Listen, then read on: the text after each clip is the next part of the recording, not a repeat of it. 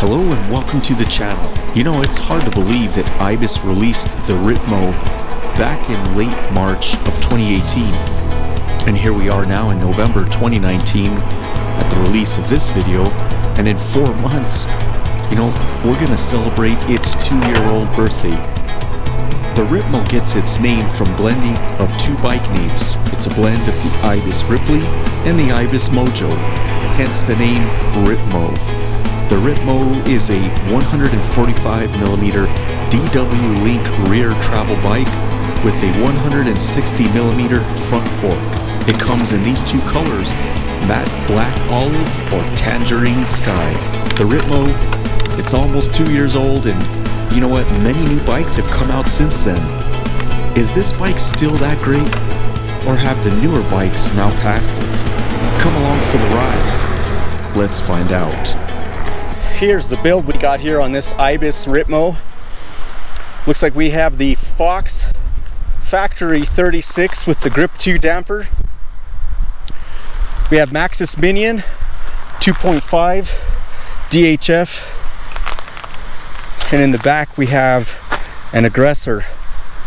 Then on the Grupo it's SRAM GX with the Descendant aluminum cranks. Then for our rear shock we have a Fox DPX2 stem. We have the Ibis aluminum stem. We have an aluminum bar, the Answer 750 alloy bars, I guess 810mm, feels perfect on this bike. And of course, as usual, the WTB Silverado saddle comes standard, seems like on every bike. Dropper post, it's a Fox transfer. And can you believe it, this time we have Shimano brakes.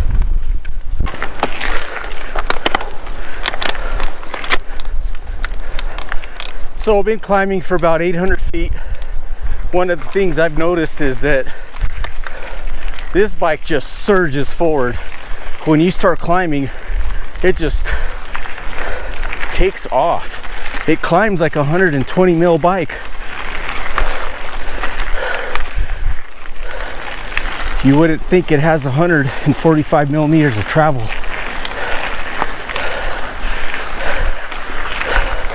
It climbs so well. But I have had several pedal strikes. Not sure what the bottom bracket height is.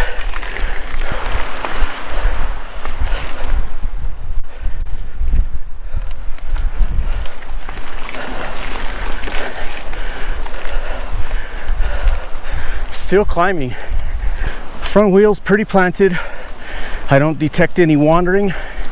It's not lifting up on me. Bike is again surging forward. All right, you guys, I gotta be honest that for this bike, having this much travel, this has to be the best climbing bike so far I have ridden on. That compares it to the new lower link tallboy, the Yeti SB 130, and even the new lower link high tower. Even climbing over this super techie, whatever rocky stuff, the pedal strikes though, that's one thing. I think it might have a really low bottom bracket.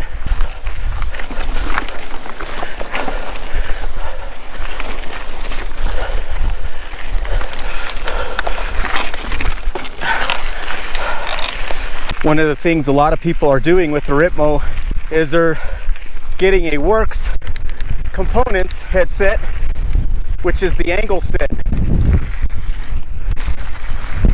And they're running that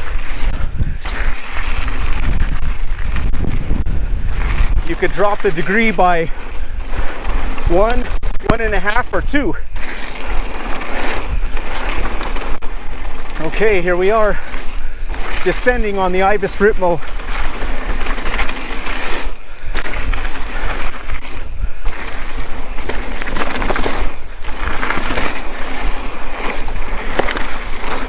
Man, this bike does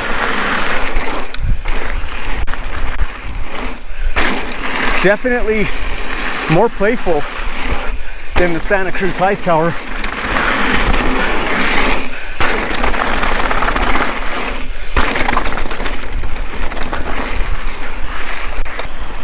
Really active, really alive, super fun in the air.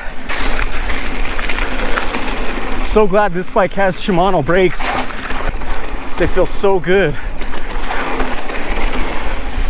These aren't even XTs. These are the low budget build. And even for this bike being a lower budget build, it is super light. Feels like it's at least 28 and a half pounds. Let's see if we can get this weight at the shop. Woo. By the way, we're filming this on the GoPro Hero 8 Hyper Smooth 2.0. Let me know how you like it.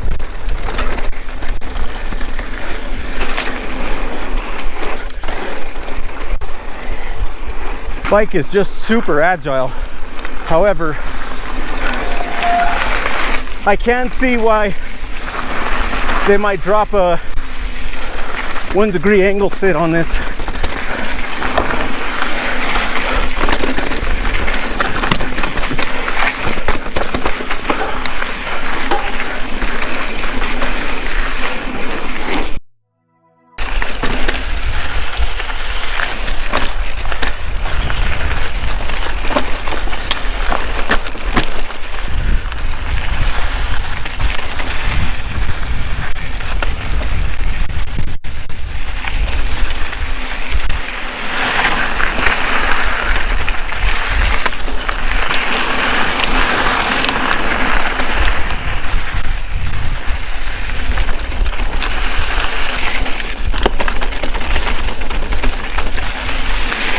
Man, this Ripmo is super lively on the downhills, super playful.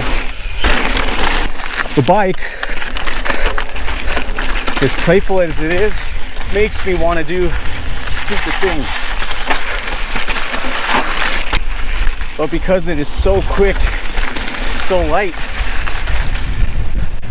it'll turn on a dime. It's not gonna erase any mistakes that you make if you're going too quick.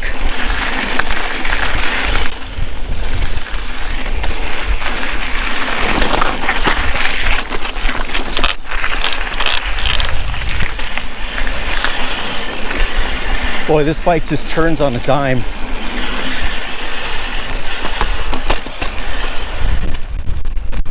Real precise,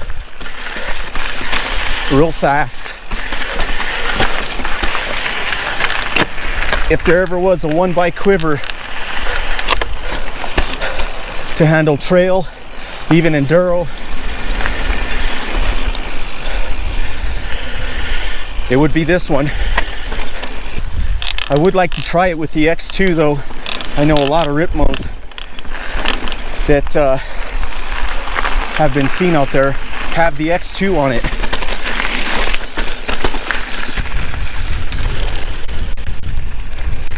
With the DPX2, it just feels a little too harsh. I think a better shock could really take advantage of the travel that's back there to match up this front fork better, because this fork is really good.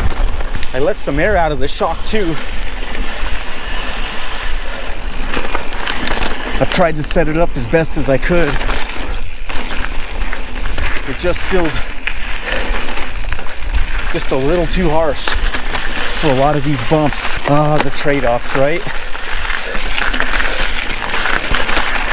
But this bike, man, it's so fun. Bike is so lively, It feels so playful.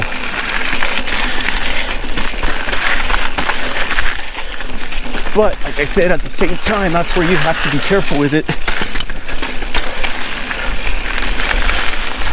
I don't feel like some of the other bikes that are out there that it'll erase your mistakes. You got to be in control. All right, there we have it here with the Ibis Ripmo. I'd honestly say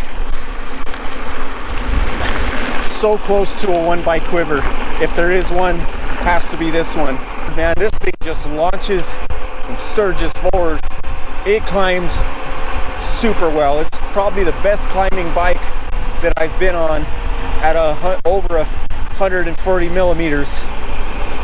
And even while you're climbing, while the front end doesn't lift up too much, it's super easy to lift the front end up if you want to go over rocks, to go over roots. If you want to wheelie, manual it. If you want a bike that rips, can handle a lot of chunk and gnar, all-day climbing bike. It's going to get you to the top of the hill quick, fast. I think the Ripmo just might be that bike for you. So lively, this bike. Wow, I'm super impressed. Well, that was our ride now on the Ibis Ripmo. That's a super great bike, you all.